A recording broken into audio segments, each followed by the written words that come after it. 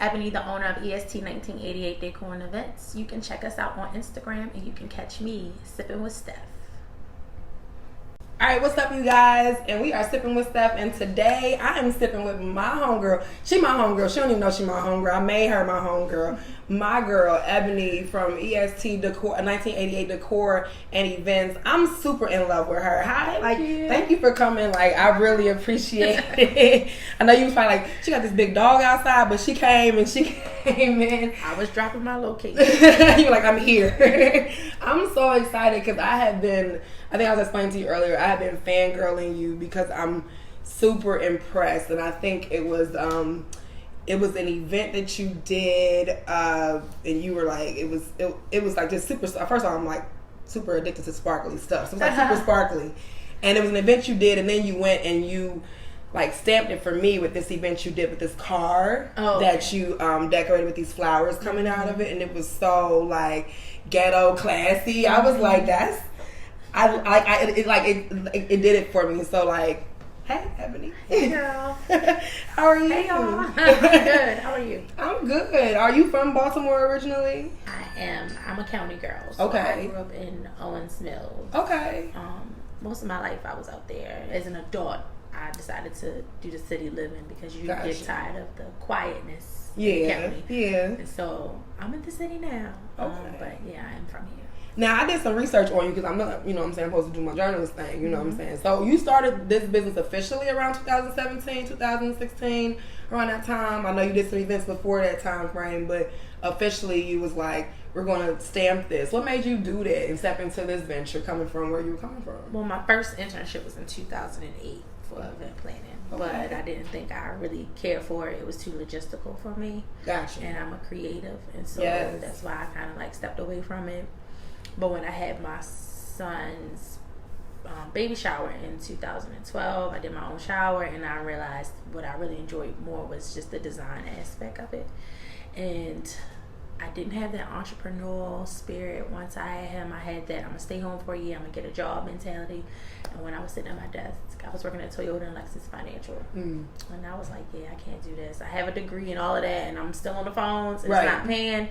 I have to let my gifts make some income for me. So I started doing events, and I wasn't really sure how serious I was going to be able to take or how far it was going to take me, but I came up with a plan and was like, all right, well, I'm going to do this for the long haul. What'd you do? You like wrote down a business plan in like 2012, 13, and you was like, no. You're like, I got this much money, I'm going to do this? No, it was more so like, all right, if I'm going to do this as a business, then I need to be strategic about it. So I need to build an inventory. So like the first baby shower I did on my own with my business, I exchanged my services for tablecloths and chair covers. Okay, y'all see that? That's the barter. You know what I'm saying? That's what we used to do back then. We get that barter going on. Okay. Yeah, I didn't make any money from it. My son's father at that time helped me with that event, with setting up and breaking down, and he broke one of the lights in the venue, and so that ended up costing me money. Oh, you like, dang, I wasn't making no money from this. And we did that. They call that time for print or time for portfolio when you're like in the makeup world and stuff like that. You work for portfolio stuff. So I wasn't even making any money, and I had to pay money, and like the clients' guests were taking chair covers and stuff, and it was like, you're supposed to be vouching because we have a deal or whatever, and I really just wanted to keep that stuff to build an inventory, and then I could, next time I did a baby shower, say, oh, I have this in-house, and then tag it along with my services versus paying for it. I already had it. So I just started building that way, getting my clients to buy the items that I decided to keep in-house and then rent them out in the future, and then progress from there, and then ultimately my goals were bigger. When did you see that big jump to where you were like, because y'all don't understand, like I stalk her for a reason because Eboni has done some of the city's largest events. She's been a part of some of their decor and set up around the DMV as well, and it takes a lot to be a trusted, credentialed person that people, believe in, that they're going to bring you in to trust you with all this stuff, So what was the turning point for you that you were like, you know what, this is, not only this is going to be official, but then I'm going to start charging this too? When I wanted to grow, because when I started, it was me doing everything. setting up tables and centerpieces is really all you can really do in a candy area. But when you start to study people overseas, or people like Mindy Weiss and people in LA, and your dreams get bigger. So you know that you can't take it all on. So you have to hire, you have to bring people in, you have to get interns, and you know how much time at that point goes into things. Regardless of how small it is, you're still putting in the same effort. So it was like, okay, and market research and knowing what other people in other places are charging. It's like, all right, well, this is my price, and if you don't like it, then you can go to the left. And I don't think that started happening for me until last year. Like when COVID hit, in my business account, I had only like $700. That account had gotten negative. I didn't get a PPP or any of that stuff. But when the world opened back up, I could have got you somebody to get you a PPP. You could have got you somebody to get you. When the world opened back up, I just was grinding real hard. One weekend, I remember I did Lord Jesus, what's her name? Tammy Waka Flocka's wife. I did her event and left there and went. No. I did a repass that day. Left that repass, went and set up Tammy's event. That was my Friday. And then after I set up her event, I went back to the repass, cleaned up, came back to Tammy's event, picked up. Next day, 2 events back to back again. Sunday, same thing. I just was grinding real hard. At the time, I was working at Johns Hopkins University, so that wasn't really paying me much. My business was making me more money than my job, but my job was helping me pay down my debts and my steady income. So I knew I had to hold on to it. I wasn't quite ready to cut the umbilical cord from there. But by the end of 2021, I was in the 6 figures in terms of how much money I saved. Gotcha. Because I never really spent the money from my business. I was reinvesting it in my business and just living off of my money at Hopkins. Would you say that was a gem for you? You got a drink there. Did you say that was a gem for you to like reinvest your money into as it was coming in, not just getting excited that it was coming in, but looking at it and getting excited to be able to put it back into your business? No, I like to see my money grow, not see it go. So buying stuff it was only if it was a necessity. That I had to do it on my own. It might be certain backdrops that I see overseas and I know that I want to push it to my next client, so I'm going to pay for it up front. And then when I get a certain client, I can be like that car salesman and pitch it to them and get them to buy into my vision, and then now they're paying me back. Gotcha. So that wasn't really it for me. It was more the growing. Like, I'm a single mother. I've always been financially savvy, and so it was just like my hustle was just my way of making sure I had that extra cushion that I needed. I was actually saving at the time for a building because my realtor and I were talking about buying a building when COVID happened. All these properties were up, and I learned so much. It's totally different from the home buying process. I purchased the home in 2015 and sold it by 2018 or so. I wasn't there that long. But, with buying commercial spaces, you don't get assistance. You have to come to the table with capital. You have to come to the... So that was really my initial reason for saving all my money, but I didn't know that God was really positioning me to save, to let go of what was holding me back from growing, which was my full-time job. I had been there for 5 years.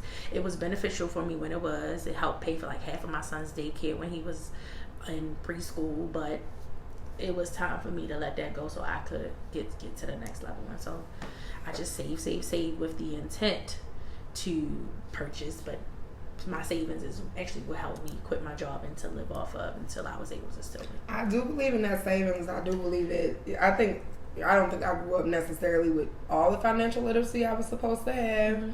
So saving was something that I looked at later into my 30s, and that's, it might be late for some people, but I looked at it because it'd be some things I would want to do for my child, and I'd be like, dang it, that's all the way next year. And I had to be able to plan for that. So that's very inspirational, just to hear, because you have your own building now, right? No, you moved the building idea is long gone. My vision for where I want to, my long-term goals are not really attached to a building. Gotcha. Yeah, that's it. Baby showers and weddings are very monotonous, and there's not enough return in it. And ultimately, I always say I want to be one of the production people backstage that help put together like a Beyonce level, Coldplay level concert. That type of production is where I'm leading. Design and all this other planning stuff has just been my stepping stone to get me there. So now it's like I'm trying to kind of transform or transition more into corporate stuff, because when you're able to bid on contracts and things like that, you can make a hell of a lot of you money. can get some more money up in there. Still putting in the same effort right. for the smaller ones. So I'm grateful for every phase that I've been in, but I know that because I know my worth now and I know my long-term goals, and there is no consistent income from a job, I got to make decisions that align with that. Right. How do you, so you grown now from just yourself to you have a larger team now. You have interns coming in, you got younger girls coming in, because I know that is something that is a large industry for people to get into. So how has your team grown? The interns thing, people have been telling me that for a long time, but I remember when I interned, I only got paid $50 a day. So whatever that day looked like, that was my What was that? When was that? That was 2008. When was this? When was these minimum wage ass fees? But for me, it was just being able to be in a room and absorb. Right. Any room I walk in, I have no problem leading, but I also love to be a sponge. So that's always been my perspective. But it was like $50 a day. So it was like, all right, well, I know that if I get interns, I'm not just going to let them work for free, because normally that's what you think. I want to pay you something, you know. And so I started picking certain girls to work certain events just to get an idea, feel for who they are or whatever, and who is most reliable, who has no problem being a chameleon. And then from there, I've been able to pinpoint who I can give jobs to more consistently. And I told them when I got my interns, my clients had already been on my books. So I was really paying them out of what I was supposed to receive.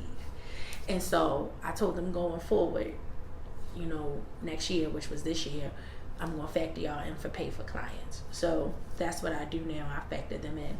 And also by me not doing everything myself anymore, I have no problem hiring vendors, because I don't have a large rental. That's the boss move. That's why I like her. Okay, I mean, we're gonna be friends. I'm saying I'll be friends. Okay, I don't have a large rental inventory anymore. I've really sold a lot of stuff that I did have, but I also like all my events to look, feel different. Do you not? Now I see that you work in conjunction a lot with my goodness, it is just escaping me right now. Her name is, it starts with a B. Brittany. Yes. And I know that she does like rentals. So do you know, as you came into, like you say, you don't do that no more, do you then lean into other black businesses? And mainly black businesses. Got you. Mainly.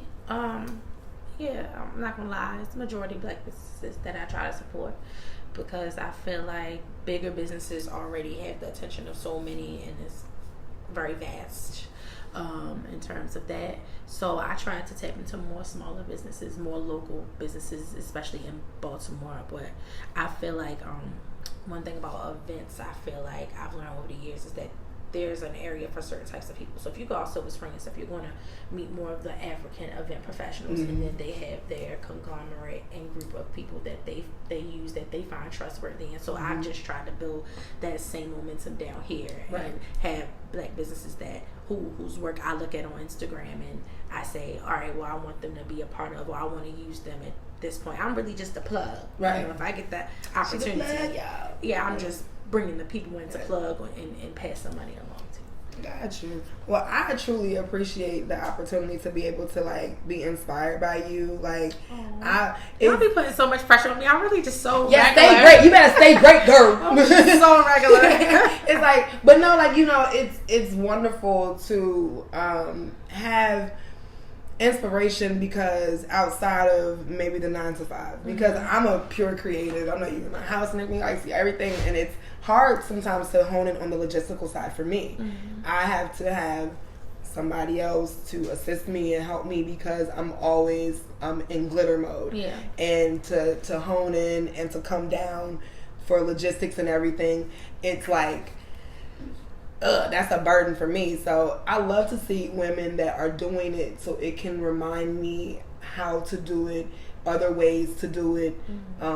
Can I do it? You know what I'm saying? Because I know that their story is very, very similar. You know what I'm saying? I have a child. Like, I have gone through these things, and going to school with my child, and then still trying to be like creative or entrepreneur was very difficult. So like, I definitely tried to dig into and see what it was about you. But then on top of that, How do you feel when being on top of social media and how that has helped you? Because that's the reason, and that's how I connected with you. Mm-hmm. But it's also like how you kind of displayed your videos. I think you had the little doggy in there and stuff. Like it was, kind of how you did that. How has that kind of helped you, and how's that for you being a creator? Well, I have a mass comm background that was like my major in high school, so it's crazy how God just put you where you're supposed to be when you're supposed to be. So a lot of editing and stuff like that I've learned from school. We used to have to be in front of the camera. You used to have to work from a canopus is what it was called back in the day, and edit and stuff and run our school television show on there. And then in college I took like Photoshop classes, and so it helped me be in the position I am when it comes to what social media is. Like you mentioned Black Planet earlier, it was like MySpace back then. We had coding and stuff that we were doing, and it's evolved. Black Planet and MySpace were the HTML, Java, CSS of our age. We were coders and we didn't even know it. Yeah, and it's grown. It's grown so much. Evolved to be so much different.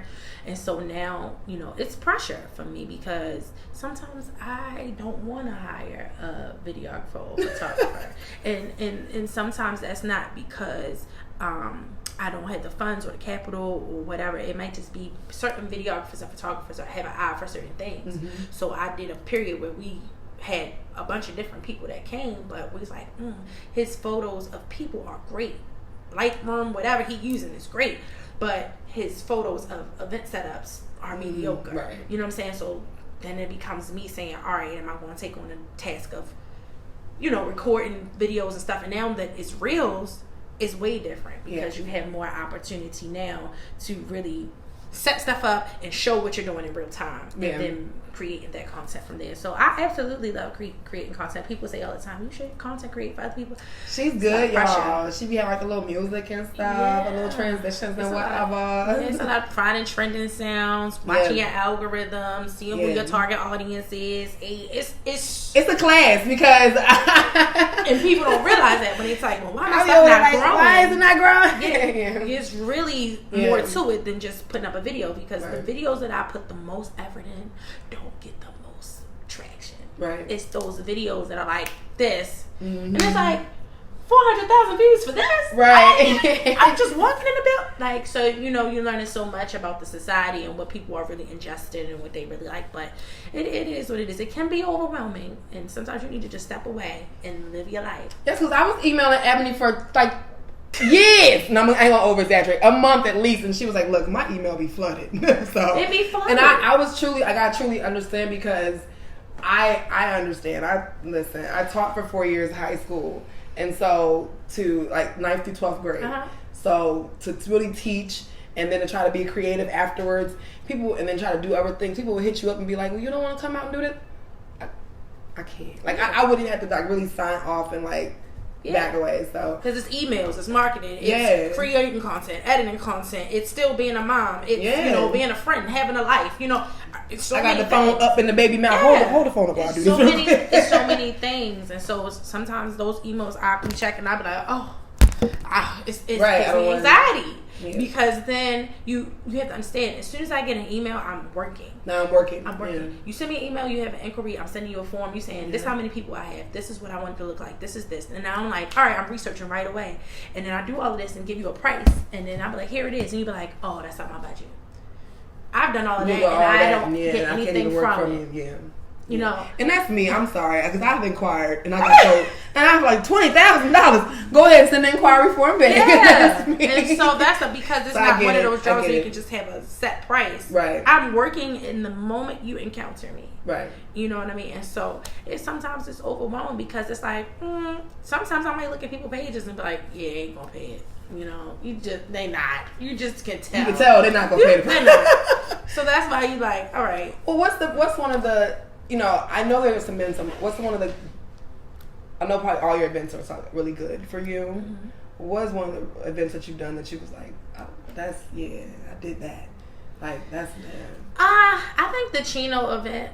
Yeah, was a big deal for me, because that's the first time I really dealt with sponsors and stuff. So Monster was one of his sponsors, and like _𝐘𝐿, you know, then he signed to Rock Nation and all that stuff. So he had a couple people. He had a couple people that had a lot going on. Had talked to a lot of people, and then my knowledge at that point was infinite enough that I knew there were certain things that had to be done that, you know, he didn't necessarily know. So like, for example, I'm thinking, all right, we need security galore. We need 2 officers here. We need 2 officers here. We want them to be dressed in their suits. Da, da, da. He like, I don't want all them officers because people not going to enjoy themselves and this and this and that. But he like, we really don't have to have anything.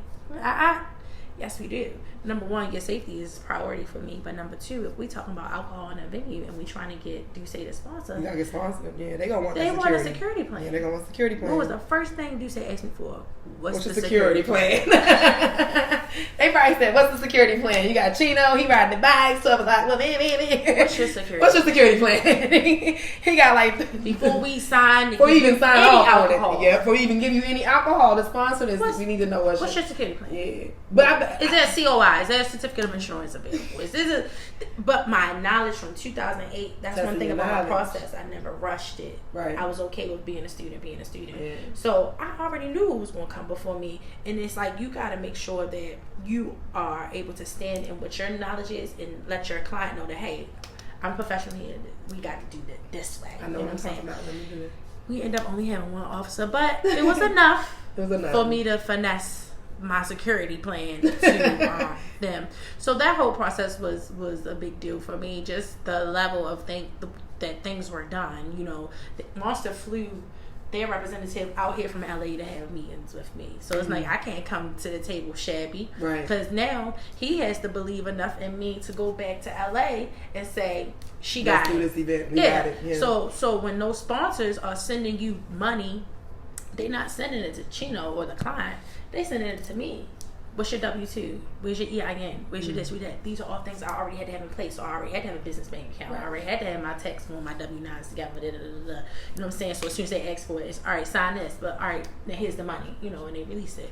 So it's been a process. I'm so thankful to God. Y'all have no idea. Y'all better pay Eboni, okay? Yesterday's price ain't today's price, okay? Eboni's she got sponsors, she got free liquors, free monsters, free bikes. You know, I'm just trying to grow. You know what I'm saying? Yes. So I'm very thankful, and that's why, even though I feel like I'm moving from this level, there are women who aspire to be where I am. And so for me, it's like, I have to keep my business going because I get to give other people the opportunity to see if this is what they really want to do once they're able to be there. It's pressure. I think Oprah said it, or somebody of Oprah looking like, maybe she look like Oprah, I don't know, but somebody like that said it. It's pressure to be great because you do have to keep up the standard of being great. But to understand that that's what you are walking in your purpose for, then you continue to be great. You know what I'm saying? So I personally, I'm just excited to like got a chance to speak with you. Yeah, thank you. And sit down and talk with you. She didn't drink a lot, y'all, but I'm gonna get her taking a sippy cup to go. And I got a lot going on in my personal life today. If I get to drinking, I might be here crying. You know, this turned into a whole different thing. I'm gonna be like, it's okay, fix your life. You're gonna be a man. But I'm like, hug you, get in the womb. I'm gonna hug you like it's a womb, like a lot. I'm scared to drink. But I appreciate you. Can you just give me like one tip that if I could tell somebody else that's a creative that's looking to do something, get into their own business, like what's one thing you would tell them? Lead with your gift and show up in any room as yourself. I tell people all the time, it doesn't matter how great your work is. What's going to carry is the impression that you left on somebody. So that means more than anything. Stay humble, you know, in all that you do. Don't have a problem with giving back or lending back to pull somebody up. You know, it's plenty of space for everybody out here, and what's for you is for you. So that's just how I try to. When people, oh, you really good at this, and you the boss, you the this, you that. I be like, I'm alright. I'm doing what I'm doing. Yeah, I'm doing what I'm doing. But I like to keep myself grounded, not because I don't believe in myself, but I never want to get to the point where I'm feeding into that and it gets to me. I don't ever want to change who I am. You know, I feel like at the end of the day, I really feel like my objective is always to lead with love and a humble heart. And so I think that's what's got me here. It's got me. But just know that you've also created a table that you are feasting at, and I wish you the best. You know what I'm saying? The potentials that you got, that you can just dig into it. That's why I wanted to sit next to you and be like, "What did you eat, girl?" Because you know I really like what you're doing. So thank you so much for like just coming and talking with me and giving me that space to be able to speak with you. And your busy day. Thank you. Thank you so much, Eboni. Of course, it was a pleasure. Thank you, TJ.